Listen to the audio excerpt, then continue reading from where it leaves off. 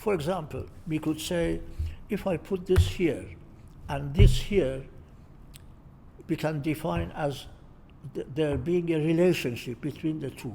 We all understand that because we have studied mathematics as a prerequisite. And we also understand that in the world of humanities, two things related to each other.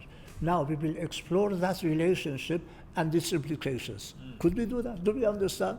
Yes. Everybody can have observations about it? Yes. Fine. That's it.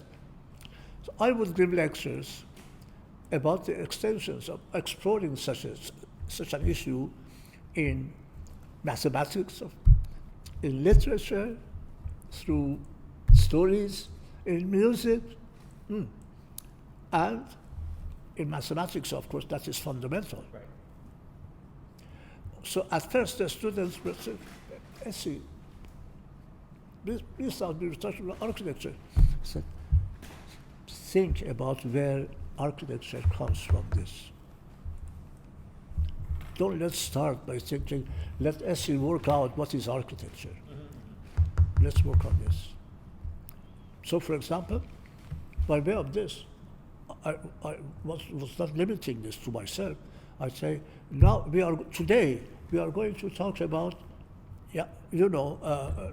let's say, issues of trigonometry. How is it that sine and cosine and size of angles relate to each other? How do we explore those relationships? And I would give a talk about it. Where in music, we would talk about what is the relationship between a note and another note, repetition and variation.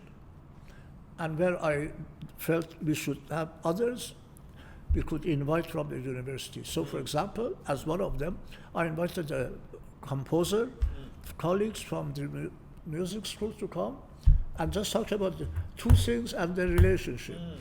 Right. And he played. So you see that now we have repetition. Now I'm going to introduce a rhythm in it. I still remember that very clearly. And everybody began to say, my God, the world is bigger than I thought. Right. So then when we go to the studio and I'm doing that, all of those things play a part.